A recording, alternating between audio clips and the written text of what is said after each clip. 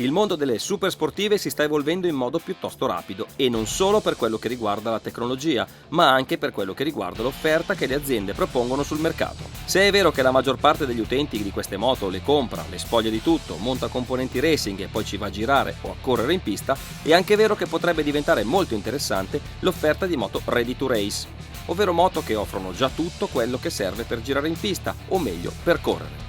Ultimamente abbiamo già assistito a qualche esperimento di questo tipo.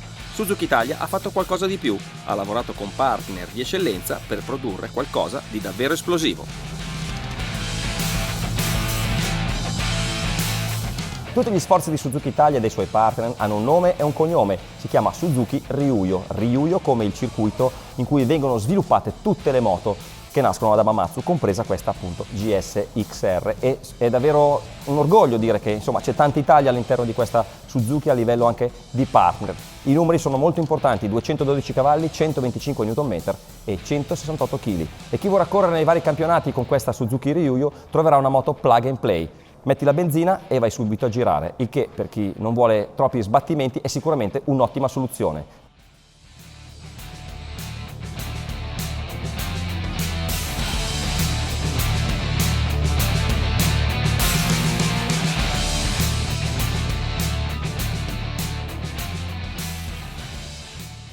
Allora, se solo ieri ero in pista a Monza a pedalare, a far fatica con le biciclette, adesso non ho riposato tantissimo. Siamo in pista a Misano per una prova un po' speciale, prova che Suzuki ha organizzato con la nuova Ryuyo, che è una moto particolare che vi racconterò con calma e che ha coinvolto tante eccellenze italiane del racing, e questa cosa è molto bella, mi piace tantissimo.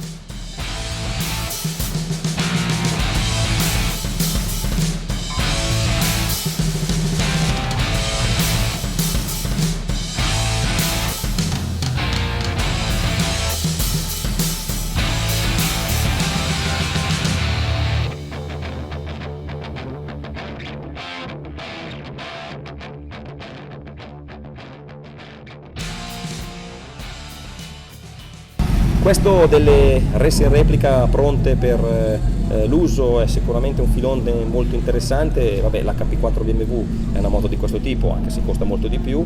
Aveva fatto KTM in passato con l'RC8 Trek, Aprilia si è fatto provare poco tempo fa la Factory Wars con le alette. Insomma, è un lavoro che le case stanno facendo per offrire ai clienti delle moto già pronte per andare a girare, che poi è la maggior parte dell'utilizzo che queste moto fanno durante la loro vita.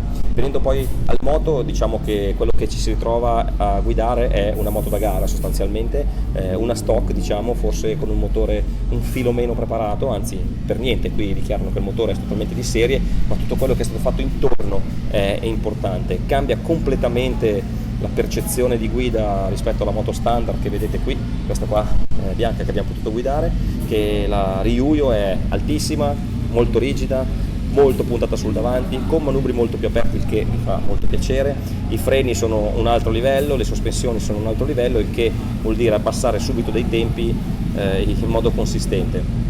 L'operazione è interessante anche per i prezzi, perché con 29.990 euro si entra in possesso, almeno per i primi 20 esemplari, della Ryuyo pronta per girare come la vedete, carenatura in carbonio, insomma c'è tanta roba buona, e un po' quello che vuol fare Suzuki con un pizzico di orgoglio è anche quello di dimostrare che una giapponese può essere speciale quanto possono esserlo le moto europee. Ho trovato una moto che è già una buona base di partenza per poter correre sicuramente.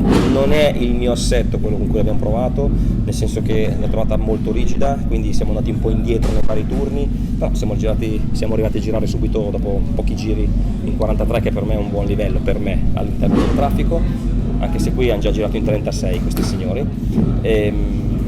Che dire, bisogna un po' abituarsi alle gomme slick, ovviamente, che hanno tantissima impronta a terra. Le Dunlop con il gommone anteriore a 125 all'inizio sembra essere un po' legnoso da portare dentro, però poi diventa una gomma che ti piace molto perché ti consente di forzare tantissimo l'ingresso in curva con i freni in mano, tipica caratteristica della Dunlop. Di contro magari la moto diventa un pochino più nervosa in accelerazione. Ormai qui siamo a livelli di eccellenza, direi, e quello che bisogna fare è solo un fine tuning per adattare l'assetto ad ogni pilota. Nel caso mio magari avrei preferito una moto un pochino più morbida, però mi è piaciuto molto il cambio. Devo dire che è un bel progetto, sono stati bravi quelli di Suzuki.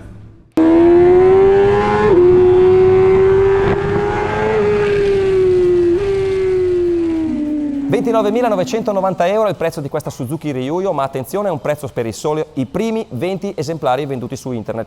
A novembre all'Eikman partirà la vendita, poi il prezzo potrebbe aumentare un po', per cui se ne vorrete qualcuna affrettatevi.